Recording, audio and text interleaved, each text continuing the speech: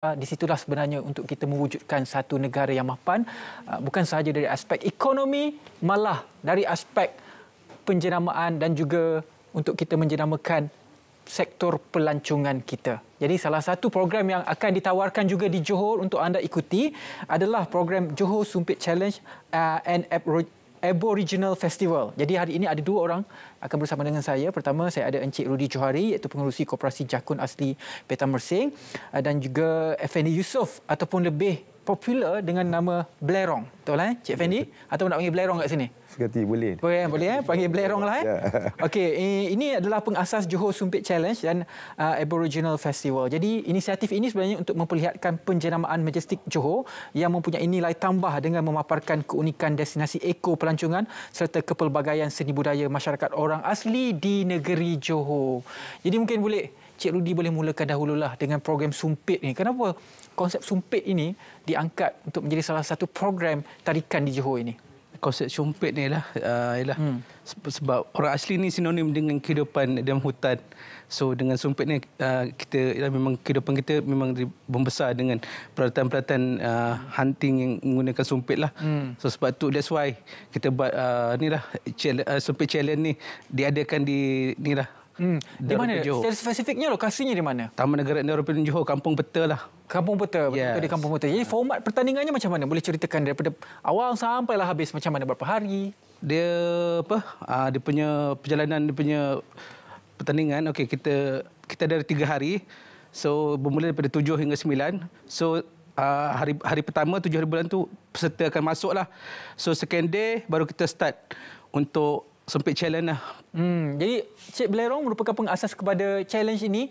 Dah berapa lama dah main challenge? Daripada kecil ke macam mana ni? Memang daripada kecil lah. Tak adalah dari kecil. Kami terpanggil untuk menganjurkan ni kerana sebelum tu saya nak ucap terima kasih dululah kepada Selamat Pagi Malaysia kerana telah menjemput kita datang pada hari ini.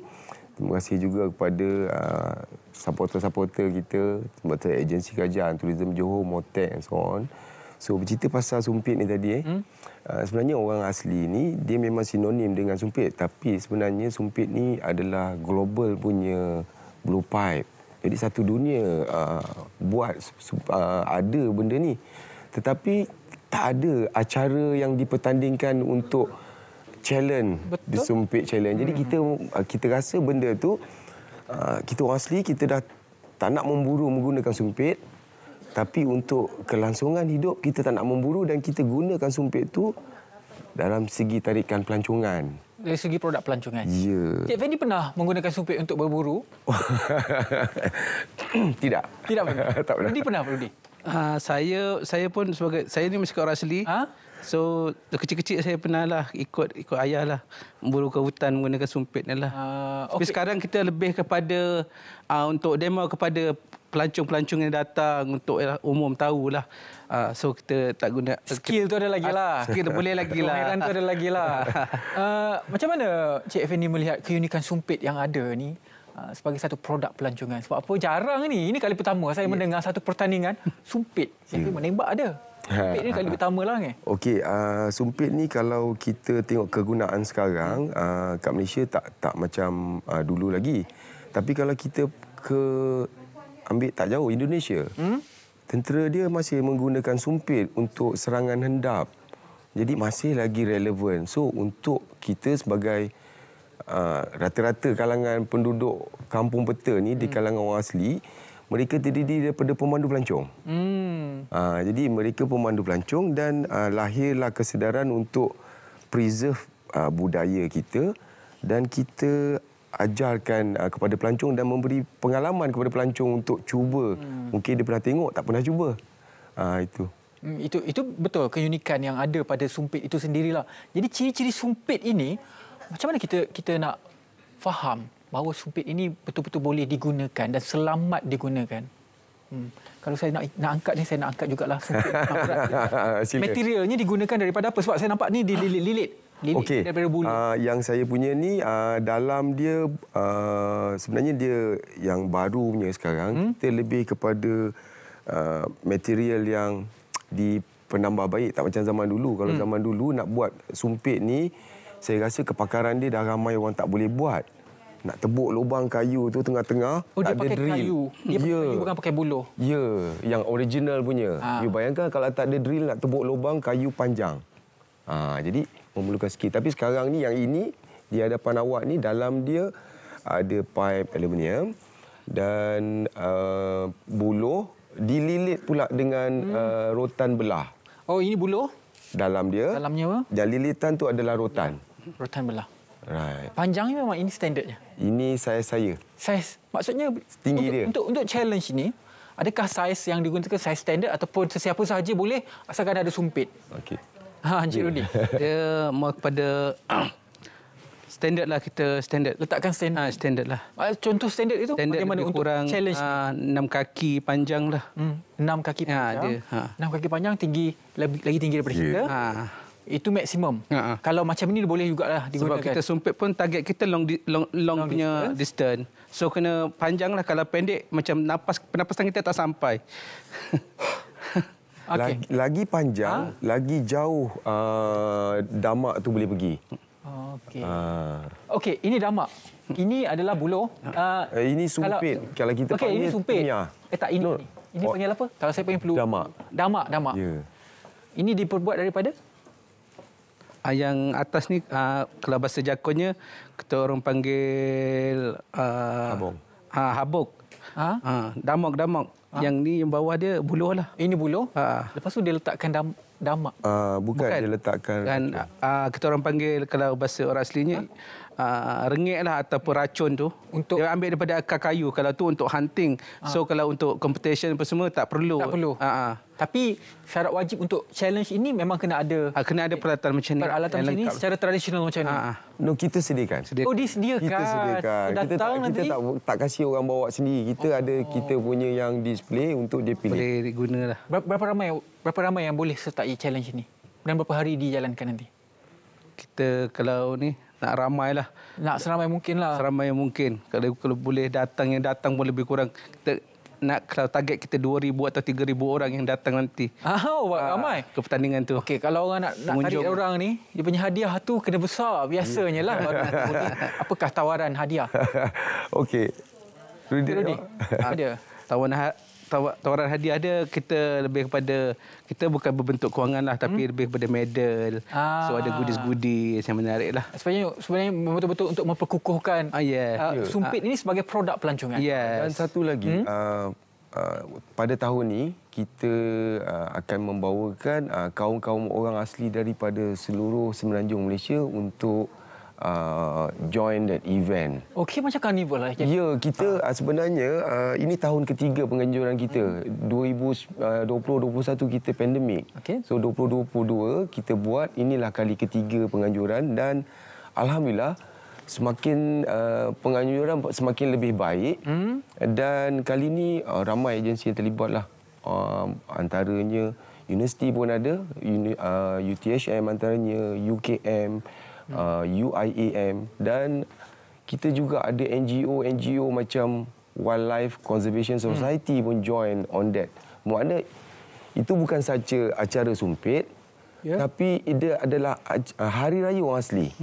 So mungkin you tak pernah dengar Hari Raya Orang Asli. Bila Hari Raya Orang Asli, right? But kita ni orang asli sebenarnya kita tak ada diiktirafkan lagi kita punya hari raya ni. Tetapi kita nakkan celebration tu disamakan dengan World Aboriginal Day. So kita buat 8 dari bulan 8, 9 dari bulan 8 World Aboriginal Day dan 9 dari bulan 8 tu Singapore National Day. So kita di Johor kita menjemputlah bukan saja orang dari seluruh Malaysia untuk datang, tetapi jiran-jiran kita yang terdekat. Kalau rasa dah lama tak ke hutan, jom. Kalau dekat Endau Rompin ini memang pelancong memang akan sentiasa ada, akan sentiasa ramai lah. Biasanya kalau festival sebegini, edisi 2 tahun sebelum ini, berapa ramai pelancong yang datang? Dia ada roughly berapa? Lebih kurang 2,000-3,000 orang yang datang lah. Dari segi fasiliti semua memang disediakan.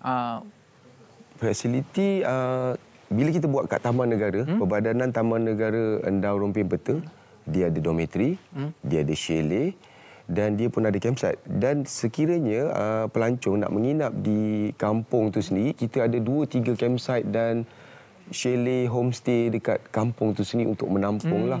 So kalau kata campsite ni nak letak 1,500, 3,000 orang, senang saya rasa. Katakanlah saya sebagai pelancong pergi ke Endau Rompin pada waktu tarikh inilah. Ya. Dan saya nak sertai challenge ni, boleh? Ya, Dia terbuka kepada pelancong, dia tak semestinya kepada orang asli lah. Ya, terbuka. So kita alok-alokkan lah. Kalau boleh lagi ramai lagi bagus lah datang ke ni acara kita orang. Kaum asli ni banyak pecah-pecahan dia kan. Ya. Adakah macam menyumpit dia ada perbezaan? Kaum ini lain. Kaum ini lain. Lebih kurang sama. Dia Lebih kurang punya sama, kepakaran tu sama. Sekarang kita nak tengok kepakaran. Saya nak juga nak share juga, selain daripada sumpit, kita ada pertandingan rakit bulo. Dibuat di situ ataupun rakit telah disediakan? Rakit telah disediakan. Jadi pelancong akan boleh masuk tournament sumpit, boleh join a lot of nature yang disediakan di Taman Negara. Hari yang sama juga akan untuk pengunjung yang datang tu boleh merasai keunikan makanan tradisional orang asli yang berasaskan ubi. Dia sebab hari raya kita ada open house. Open house lah. Apa antara makanan yang menarik di sana? Ubi, kalau biasanya kalau kat sana berdasarkan ubi biasanya kita ada bolong. Bolong tu macam kalau yang Melayu punya berat lemang lah. Oh, lemang. Sedap lah. Lemak, manis dan sebagainya. Menarik. Okey, sekarang ada beberapa minit lagi ni kita nak tengok Cik Effendi menyumpit. Boleh? Okey. Pun belerang lah. Belerang. Dia ada kamera tapi jangan aim kamera Alright, insyaAllah. Ada bantal kat sana Cik Effendi. Okey. Silakan Cik Effendi. Bismillahirrahmanirrahim. Okey. Kita ada bantal di situ. Tengok Cik Effendi berjaya ataupun tidak untuk menyumpit di tengah-tengah bantal.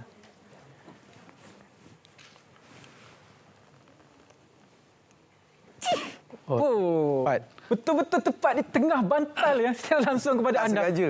Kalau saya jangan. Bila saya nampak Cik Effendi pegang tu kan, dia bergoyang. So probability untuk sampai ke tengah tu kalau orang biasa tak sampai ke tengah. Dia ada teknik juga memegang tu dah macam pistol pegang macam cara berdiri? Berdiri pun sama. Oh, Cik Effendi berdiri balik. Kenapa berdiri kena berdiri begitu? Kaki di belakang satu. Okey, itu ke kuda. Ke kuda? Kalau kita gini takut kita tiup, kita pula ke belakang. Jadi ke kuda. Ke kuda. Jadi bila kita kompres udara kita dekat dalam badan kita ni, sebab tu kedudukan kita punya tangan macam ni. Kadang-kadang ada orang biasa ingat nak macam ni, tapi udara yang disimpan dekat ni kurang berbanding yang macam ni. Dia kena... Okey, je lagi satu teknik je, biasanya lubang dekat sini kita letak di bawah lidah. Jadi bila kita kompres udara tu kuat-kuat, kita tarik lidah kita tu, dia macam trigger lah. Tak nak, jangan suruh saya buat. Saya takut terkena kamera. Dia kena pula penolong penerbit di sana. Tak payahlah pula nanti. Okeylah. Saya harapkan yang menonton yang berminat untuk sertai boleh ke Taman Negara Endau Rompin ataupun secara tepatnya di Kampung Peta Endau Rompin di Mersing. Boleh jumpa Cik Effendi, boleh jumpa Cik Rudi dan boleh cuba sendiri sumpit di sana dan boleh sertai Johor Sumpit Challenge dan Aboriginal Festival, iaitu hari raya untuk kaum orang asli. Bukan sahaja di Kampung Peta ini, malah dijemput juga orang asli di seluruh dunia. Malaysia. Ada berapa kaum? Dia panggil bahagian kaum kan? Kita terbagi kepada 3 kaum. 3 kaum? Potong Malay, Negrito dan Senoi. Lepas tu kita ada 18 suku kaum orang asli 18 suku kaum dan semua akan berkumpul di Kampung Peta kita pada harap semua dapat datang lah. Itu adalah merupakan satu produk pelancongan yang perlu juga kita pergi dan juga kita tahu tentang budaya kita. Bukan sahaja kita bersahabat dengan alam sekitar, kita bersahabat dengan budaya dan juga masyarakat orang kita. Inilah Cik Ridwan jemput yang datang. InsyaAllah ada rezeki nanti. Sama datang nanti cuba datang ke kampung kami lah. InsyaAllah. Terima kasih Cik Rudi, terima kasih Cik Effendi mengajar saya tentang sumpit ini. Baiklah, kita akan ke cerita pagi di negeri Sabah. Ini berkaitan dengan PPK Nabawan bantu golongan B40. Jadi rakan saya sudah pun bersedia dengan laporannya. Silakan.